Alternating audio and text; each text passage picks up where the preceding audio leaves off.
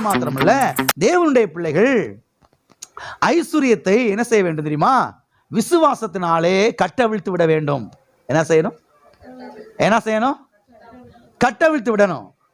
இயேசு நாமத்தினால ஐஸ்வர்யத்தை கட்டவிழ்த்து விடுறேன். இயேசு நாமத்தினால செல்வத்தை என்ன செய்யறேன்? ரிலீஸ் பண்றேன் அப்படின்னு என்ன செய்ய ஆரம்பிக்கணும்? கட்டவிழ்த்து விடணும். ஒரு பிரசங்கியார் சொல்றாரு, ஒரு நாளைக்கு குறைஞ்சது 2 டைம் 3 டைமாவதும் நான் சொல்லிடுவேன், இயேசு நாமத்தினாலே எங்கள் ஊழியத்துக்கு தேவையான பணங்கள் எல்லாம் வந்து சேருவதாக.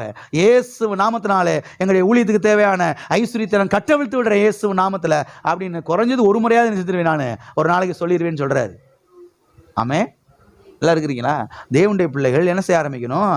விசுவாசத்தினால ஐஸ்வர்யத்தை என்ன செய்ய ஆரம்பிக்கணும்? கட்டவிழ்த்து விடணும், ரிலீஸ் பண்ணி விடணும்.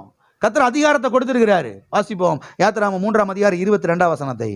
ஒவ்வொரு ஸ்திரீயும் தன் தன் அயலகலாளிடத்திலும் தன் தன் வீட்டில் தங்கியிருக்கிறவரிடத்திலும் வெள்ளி உடைமைகளையும் பொன் உடைமைகளையும் வஸ்திரங்களையும் கேட்டு வாங்குவாள்.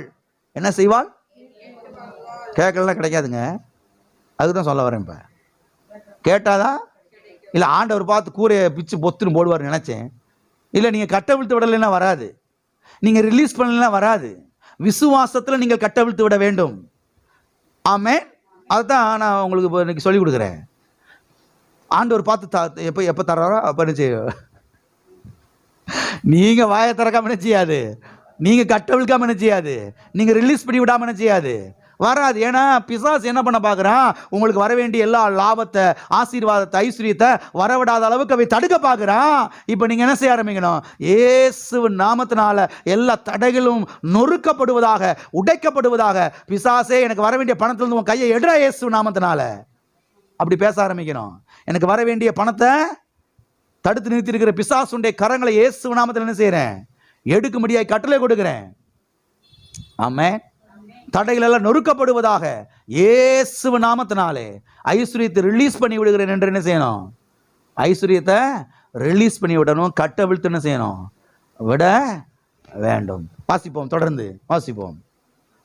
வெள்ளி உடைமைகளையும் பொன் உடைமைகளையும் வஸ்திரங்களையும் கேட்டு வாங்குவாள். அவைகளை உங்கள் குமாரருக்கும் உங்கள் குமாரத்திகளுக்கும் தரிப்பித்து எகிப்தியரை கொள்ளையிடுவீர்கள் என்றார். என்ன செய்து? அவைகளை உங்கள் குமாரருக்கும் உங்கள் குமாரத்திகளுக்கு என்ன செய்து? தரிப்பித்து. தரிப்பித்துன்னு என்ன அர்த்தம்? போட்டு விட்டுன்னு அர்த்தம். என்ன செய்து? போட்டு விட்டுன்னு அர்த்தம். எவைகளை போட்டு விட்டு? எவைகளை போட்டு விட்டு? சத்தம் வரமாட்டேங்குது. வெள்ளி உடைமைகளையும் பொன் உடைமைகளையும் போட்டு விட்டு. நாங்கள் டூப்ளிகேட்டில் நகை வைக்கிறாங்க, ஒரிஜினல் நகை மாதிரியே என்ன செய்யுது இருக்குது, அதை போட்டு விட்டு. அப்படி சொல்லலை, கவரிங் இல்லையா? என்னது? கவர் பண்ணுற ரிங். அது என்னது? இதுக்கு பதிலாக அது, அதான் கவரிங். என்னது? கர்த்தர் உன் பிள்ளைகளுக்கு ஏதோ 2 கவரிங் வாங்கி போட்டு விடுப்பா, அவமானப்படுத்திடாதப்பா அப்படிலாம் சொல்லலை. கர்த்தர் என்ன சொல்கிறாருன்னா, ஒரிஜினல் அங்கே இருக்குது. 430 வருஷமா உனக்கு வர வேண்டிய சம்பளம், பிஎஃப், என்னென்னமோ என்ன செய்யுது எல்லாம் இருக்குது. எல்லாத்தையும் வட்டி முதலமாக வாங்கி கொடுக்குறேன், வாங்கிட்டு ஜல்லுன்னு சந்தோஷமா என்ன செய்ய வெளியில் போ.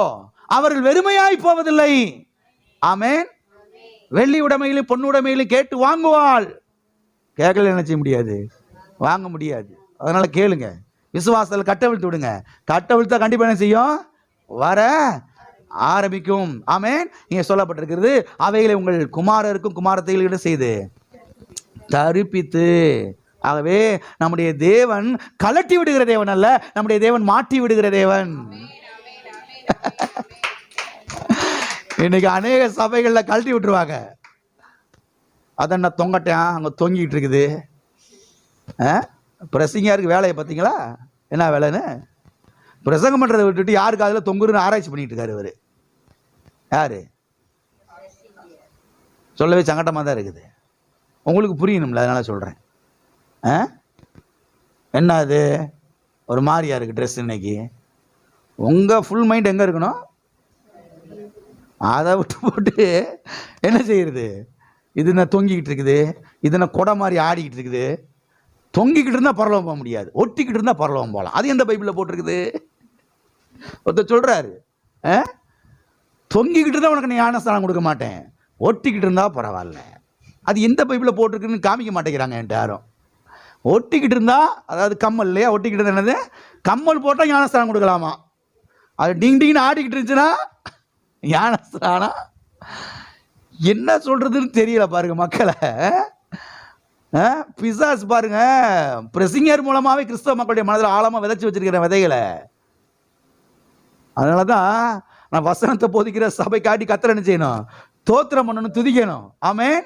ஆகவே கத்தர் கலட்டுகிற வேலையில அல்ல, கத்தர் மாட்டி விடுகிற வேலையில் என்ன செய்கிறாரு, இருக்கிறார். ஆகவே தேவனுடைய பிள்ளைகள் ஐஸ்வர்யத்தை என்ன செய்யுங்க, கட்டவிழ்த்து விடுங்கள். ஆமென். விசுவாசத்தினாலே, எல்லாம் சொல்லுங்க, இயேசு நாமத்தினாலே எனக்கு வர வேண்டிய ஐஸ்வர்யத்தை, எனக்கு வர வேண்டிய சொத்துக்களை, எனக்கு வர வேண்டிய லாபங்களை, எனக்கு வர வேண்டிய விளைச்சல்களை, எனக்கு வர வேண்டிய பணங்களை இயேசு நாமத்தினால ரிலீஸ் பண்ணி விடுறேன், இயேசு நாமத்துல கட்டவிழ்த்து விடுறேன். ஆமென். இப்படி டெய்லி சொல்லுங்க. ஒரே நாளில் நடந்துடாது, ஆனா நடக்கும், கண்டிப்பா நிச்சயமா நடக்கும். கண்ணு மூடி திறக்கக்குள்ள நடந்துடாது, ஆனா நிச்சயமா என்ன செய்யும், நடக்கும். ஆமென். ஒரு வசனத்தை வாசித்து அன்றைக்கு முடிப்போம். கலாத்தியர் 3ஆம் அதிகாரம் 13வது வசனம். மரத்திலே தூக்கப்பட்ட எவனும் சபிக்கப்பட்டவன் என்று எழுதி இருக்கிறபடி கிறிஸ்து நமக்காக சாபமாகி நியாயப்பிரமாணத்தின் சாபத்திற்கு நம்மை நீங்களாக்கி மீட்டு கொண்டார். என்ன செய்து கொண்டார்? மீட்டு கொண்டார். மீட்டு கொண்டாரா, மீட்டு கொள்ள போறாரா? மீட்டு கொண்டார். நாம் மீட்கப்பட்டிருக்கிறோம். ஆமென். எதற்கு மீட்டு கொண்டார்? சாபத்துக்கு மீட்டு கொண்டார், தரித்திரத்துக்கு மீட்டு கொண்டார், வறுமைக்கு மீட்டு கொண்டார், ஏழ்மைக்கு மீட்டு கொண்டார். எத்தனை விசுவாசிக்கிறீங்க? ஆமென். ஆகவே இன்றைக்கு நாம் வறுமைக்கு உட்பட்டவர்கள் அல்ல, இன்றைக்கு நாம் ஐஸ்வர்யத்துக்கு உட்பட்டவர்கள். இன்றைக்கு நாம் பாருங்க, தரித்திரத்துக்கு உட்பட்டவர்கள் அல்ல, இன்றைக்கு நாம் ஆசீர்வாதத்துக்கு உட்பட்டவர்கள். ஆகவே வறுமைக்கு பதிலாக ஐஸ்வர்யம் நமக்கு என்ன செய்திருக்கிறது, உண்டாகி இருக்கிறது. கரங்களை வைத்து சொல்லுவோம், நான் வறுமைக்கு உட்பட்டவன் அல்ல, நான் ஐஸ்வர்யத்துக்கு உட்பட்டவன். வறுமைக்கு பதிலாக ஐஸ்வர்யத்தை உடையவனாய் நான் இருக்கிறேன். ஆமென். சிலர் சொல்லுவாங்க பாருங்க, உன்னைய பிடிச்ச தரித்திரம் தான் இந்த குடும்பத்தை என்ன செஞ்சுக்கிட்டு இருக்குது, ஆட்டி. இன்னைக்கு கூட நிறுத்திடுங்க அதை சொல்றத, இல்லைன்னா பேக் முழிக்கிறீங்க. இன்னைக்கு கூட அது சொல்றத நினைச்சிருங்க. உன்னைய பிடிச்ச தரித்திரம் தான் இந்த குடும்பத்தை என்ன செய்யுது, ஆட்டி படைச்சிக்கிட்டு இருக்குது. ஒரு நாள் இப்படி என்ன செய்யக்கூடாது, பேசக்கூடாது. நானும் என் பிள்ளைகளும் என் குடும்பமும் தரித்திரம் என்ற சாபத்திலிருந்து விடுதலையாக்கப்பட்டிருக்கிறோம், மீட்கப்பட்டிருக்கிறோம். ஆமென். ஆபிரகாமின் ஆசீர்வாதங்கள் எனக்கு சொந்தம். ஆமென். இப்படி ஒவ்வொரு நாளும் என்ன செய்ய ஆரம்பிக்கணும், பேச ஆரம்பிக்கணும். ஒவ்வொரு நாளும் சொல்ல ஆரம்பிக்கணும். விசுவாசத்தினாலே சொல்லிக்கொண்டே வாருங்கள். நான் சொல்றேன், ஆசீர்வாதங்கள் குடும்பத்தில் என்ன செய்ய ஆரம்பிக்கும், பலிக்க ஆரம்பிக்கும். ஆமென். கிறிஸ்து எனக்காய் சாபமானார், நியாயப்பிரமாணத்தின் சாபத்திற்கு கர்த்தரை நீங்களாக்கி மீட்டு கொண்டார். ஆபிரகாமுக்கு உண்டான ஆசீர்வாதங்கள் கிறிஸ்து இயேசுவின் மூலம் என்னுடையது, எனக்கு சொந்தம். ஆமென். இப்படி சொல்லுங்க. நான் சொல்றேன், ஆசீர்வாதங்கள் குடும்பத்தில் என்ன செய்ய ஆரம்பிக்கும், பலிக்க ஆரம்பிக்கும்.